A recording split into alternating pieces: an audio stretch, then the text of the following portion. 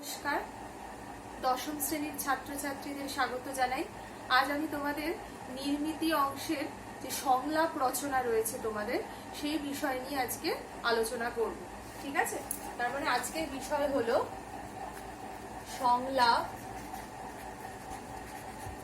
রচনা। এই সংলাপ রচনার ক্ষেত্রে তোমাদের কয়েকটি বিষয় মাথায় রাখতে হবে, কিছু নিয়মাবলী রয়েছে যেগুলো তোমাদের অনুসরণ করতে হবে। প্রথমত এই সংলাপ রচনায় তোমাদের থাকবে হচ্ছে 5 নম্বর। সেই 5 নম্বরের জন্য তোমাদের এই সংলাপ রচনা করতে হবে 150 শব্দের মধ্যে 150, এর বেশি যেন কিন্তু না হয়।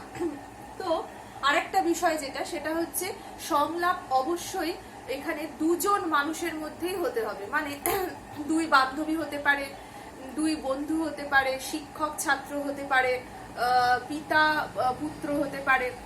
তো যে রকম হলে অবশ্যই শুধুমাত্র দুজনের মধ্যেই সংলাপ হবে। তোমরা নিশ্চয়ই ইংরেজিতেও ডায়ালগ রাইটিং করেছো, তারই বাংলা রূপ হচ্ছে সংলাপ, অর্থাৎ দুজন মানুষ কোনো একটি বিষয় নিয়ে কথা বলবে।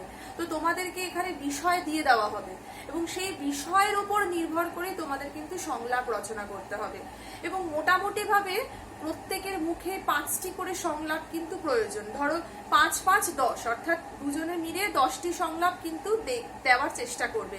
এবং সংলাপ অতি সংক্ষিপ্তও আবার যেন না হয়ে যায়, মানে এক একটি সংলাপ আবার অতি বৃহৎ যেন না হয়ে যায়, মানে এক একটা সংলাপ রচনার মতন এক একটা অনুচ্ছেদ হয়ে গেল এমন যেন না হয়, আবার খুব সংক্ষিপ্তও যেন না হয়।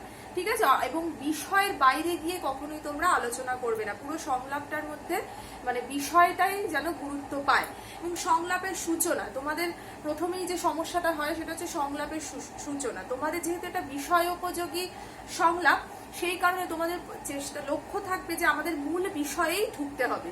তার মানে প্রথম 3-4টে সংলাপে কিরে কেমন আছিস, অনেকদিন তোর সাথে দেখা হয় না, তোর কথা খুব মনে পড়ে, আবার আরেকজন বললো যে হ্যাঁ আমিও খুব ভাবছিলাম, এসব বলে খুব বেশি সংলাপ কিন্তু তোমরা মানে নষ্ট করবে না। তোমাদের প্রথমেই তোমরা চেষ্টা করবে বিষয়ের ভেতরেই ঢুকে যাওয়ার। ঠিক আছে, আজ আমি তোমাদের একটা সংলাপ নিয়ে আলোচনা করব এবং সেটাই আমি কিছুটা অংশ লিখে দেব তোমরা যাতে বুঝতে পারো। এবং এখানে বলে দিই, তোমাদের খাতার ধরো এটা যদি পেজ হয়, আমি ধরো নাম দিলাম সীমা, আগে বিষয়টা আমি লেখাচ্ছি যেটা আমি তোমাদের দেব, সেটা হচ্ছে নারী স্বাধীনতা বিষয়ে দুই বান্ধবীর সংলাপ রচনা করো। ঠিক আছে, এবার এটা যদি তোমাদের পেজ হয় তাহলে তোমাদেরকে কি করতে হবে, দুজনের মধ্যে সংলাপ হবে। ঠিক আছে, তোমাদের ঠিক এইখানে তোমরা দুজনের নাম সিলেক্ট করবে। যেহেতু এখানে দুজন বান্ধবী বলা হয়েছে, তাহলে মেয়েদের নামই দিতে হবে। যেহেতু বিষয়টা নারী স্বাধীনতা, তাই আমি দুই বান্ধবীর কথাই এখানে, যেহেতু মেয়েরা অনেক বেশি এই বিষয়টা নিয়ে সচেতন এবং অনেক বেশি এই বিষয়টা মানে যে বাধা, সেগুলো বাধার সম্মুখীন হয়। ঠিক আছে, ধরো আমি নাম, প্রথম যে সংলাপটার নাম দিলাম হচ্ছে সীমা। দেখো আমি কিন্তু সরাসরি চেষ্টা করছি সব বিষয়ের ভেতরে প্রবেশ করার। যেমন এখানে রয়েছে দুই বান্ধবী নারী স্বাধীনতা বিষয়, তো আমি ধরো এভাবে সংলাপটা শুরু করতে পারি।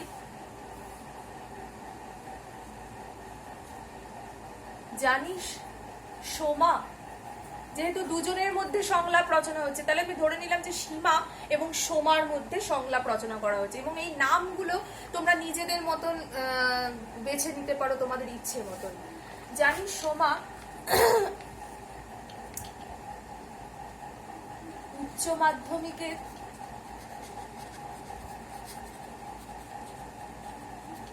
রেজাল্ট বেরোলেই বাবা বলেছেন আমার বিয়ে দিয়ে দেবেন আর পড়াশোনা করাবেন না।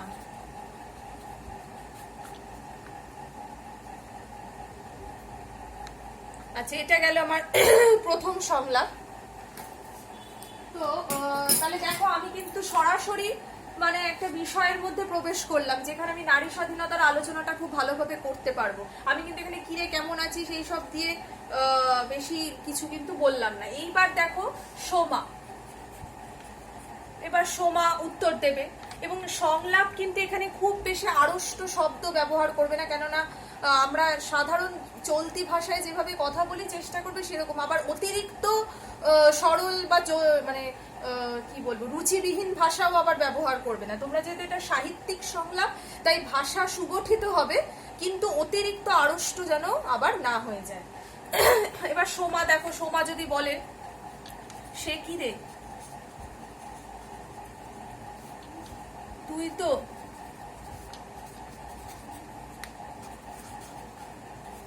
ডাক্তারি পড়ার স্বপ্ন দেখেছিস এতদিন,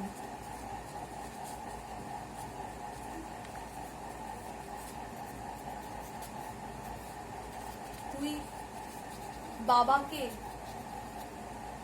সেই কথা জানিয়েছিস?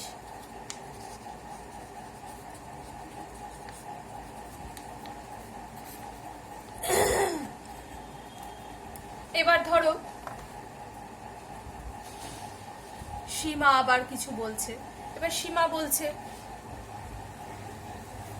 হ্যাঁ জানিয়েছি।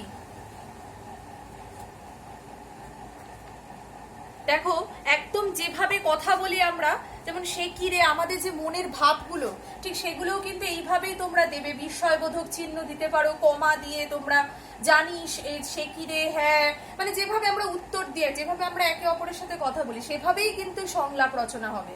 হ্যাঁ জানিয়েছি, কিন্তু বাবা বলেছেন মেয়েদের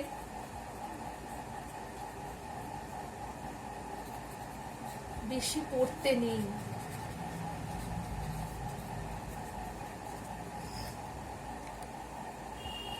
এরপরে সোমা আবার জানাচ্ছে, সোমা কথা বলছে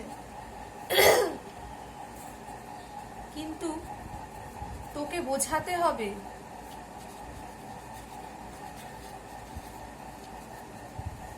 যে আমরা স্বাধীন দেশে বসবাস করি,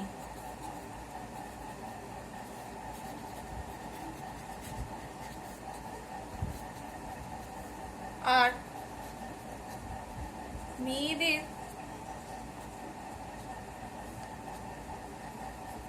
স্বাধীনতাটাও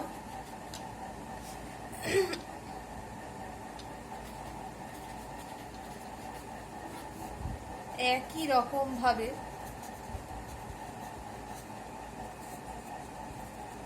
প্রয়োজন। এরপরে আবার সীমা বলছে, সীমা বলছে যে হ্যাঁ রে জানি,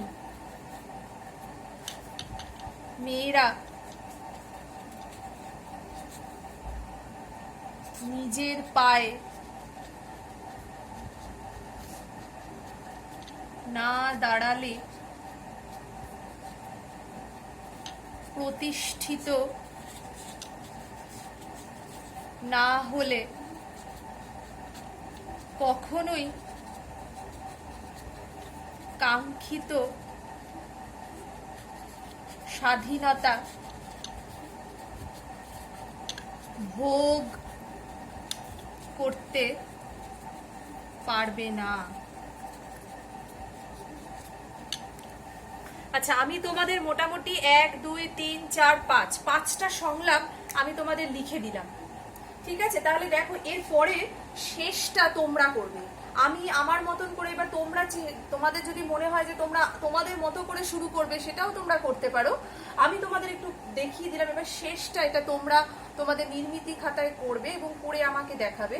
পাশাপাশি আরেকটা কথা বলে রাখি, আরো 2টি সংলাপ আমি তোমাদের পিডিএফ হিসেবে আকারে লিখেছি এবং সেটাও তোমরা এই ভিডিওর সঙ্গে পাবে, সেটাও তোমরা দেখবে এবং তোমাদের নির্মিতি খাতায় তোমরা লিখবে। এবার এটা তোমরা অনেক রকম ভাবে শেষ করতে পারো, অনেক রকম ভাবে কন্টিনিউ করতে পারো। দেখো আমি যেহেতু শুরু করেছিলাম হচ্ছে সাধারণ একটা যে উচ্চ মাধ্যমিকের রেজাল্ট বেরোলে শিবার বাবা বলেছেন যে তাকে বিবাহ দিয়ে দেবেন। তারপর থেকে দেখো আমি কিন্তু বৃহৎ আলোচনায় চলে এলাম, মানে একটা ছোট বিষয় থেকে শুরু করে আমার আসল বিষয় হচ্ছে নারী স্বাধীনতা। সেখানে শুধুমাত্র ওর রেজাল্টের পর ওকে বিয়ে দিয়ে দেবে এইটা নিয়ে কিন্তু আলোচনাটা আমি সীমাবদ্ধ রাখছি না। আমি একটা বৃহৎ পর্যায়ে পৌঁছে যাচ্ছি যে নারী স্বাধীনতাটা আমাদের প্রত্যেকেরই প্রয়োজন, এবং আমাদের প্রত্যেক এই নারী স্বাধীনতা লাভের জন্য আমাদের মতন সমাজে, পুরুষতান্ত্রিক সমাজে আমাদের নিজের পায়ে দাঁড়ানো অর্থাৎ প্রতিষ্ঠিত হওয়াটা ভীষণই প্রয়োজন। প্রতিষ্ঠিত না হলেই কিন্তু এইভাবে মানে প্রতিটি নারী নানানভাবে লাঞ্ছিত হতে থাকে, নানানভাবে অত্যাচারিত হতে থাকে। তাই প্রতিটি নারীর স্বাধীনতা লাভের জন্য সবার আগে প্রয়োজন প্রতিষ্ঠিত হওয়া, যাতে নিজের বক্তব্য সে 5 জনের কাছে পেশ করতে পারে। কারণ এই বিবাহ হয়ে গেলে, বিয়ে হয়ে গেলেই মেয়েদের মানে জীবনটা অত্যন্ত আবদ্ধ হয়ে যায়, বাধা প্রতিবন্ধকতাময় হয়ে যায়। তারা তাদের স্বাধীন চিন্তাধারা প্রকাশের ক্ষমতা হারিয়ে ফেলে। এবং শুধু বিয়েই নয়, অনেক ক্ষেত্রেই তাদের কিন্তু সমস্ত নানানভাবে তাদেরকে পড়তে দেওয়া হয় না, তাদেরকে স্বাধীনভাবে চলাফেরা করতে দেওয়া হয় না, এবং সেটার জন্য দায়ী কিন্তু আমাদের সমাজ। তাই এই নারী, আমি পড়াশোনা দিয়ে শুরু করেছি, তোমরা কিন্তু এই যে আমরা স্বাধীনভাবে রাস্তাঘাটে চলতে পারি না, মেয়েদের রাত্রি হলেই মেয়েদের মধ্যে একটা অদ্ভুত ভয়। আজকে আমরা 21 শতকে দাঁড়িয়েও আমরা মেয়েরা কিন্তু স্বাধীনভাবে চলাফেরা করতে পারি না। এটাও কিন্তু নারী স্বাধীনতারই একটা বিষয়। আমাদেরকে ভয় পেতে হয়, আমরা আটকে যাই, আমরা নানানভাবে পিছিয়ে থাকি এই কারণে। তো এই নারী স্বাধীনতার বিষয়টা অনেক বৃহৎ। তো তোমরা এই আলোচনাগুলোও কিন্তু এর মধ্যে আনতে পারো যে শুধু তাই নয়, আমরা এই যে স্বাধীনভাবে চলাফেরার অধিকারও আমাদের কিন্তু আমরা এখনো সম্পূর্ণভাবে পাইনি, বা আমরা ভীত সন্ত্রস্ত হচ্ছি। এখান থেকে আমাদের এই নারী স্বাধীনতা লাভের জন্য শুধু নারীরাই যে সচেতন হবে তা নয়, পুরুষদেরও কিন্তু সমানভাবে সচেতন হতে হবে। যেহেতু নারী পুরুষ আমাদের প্রত্যেকেরই সবকিছু সমানভাবে অধিকার, মানে সমস্ত সমানভাবে ভোগ করার অধিকার কিন্তু রয়েছে। এইভাবে তোমরা সংলাপটা শেষ করতে পারো। ঠিক আছে, তো এইভাবেই তোমরা এবার তোমাদের মতন করে শেষ করো। একটা আমি দেখি তোমরা কিভাবে লেখো। যদি দেখি তোমাদের সমস্যা হচ্ছে তখন আমি আরো ক্লাস তোমাদের নেব। ঠিক আছে, তো তোমরা এটা কিন্তু শেষ করে আমাকে নির্মিতি খাতায় দেখাবে। নমস্কার।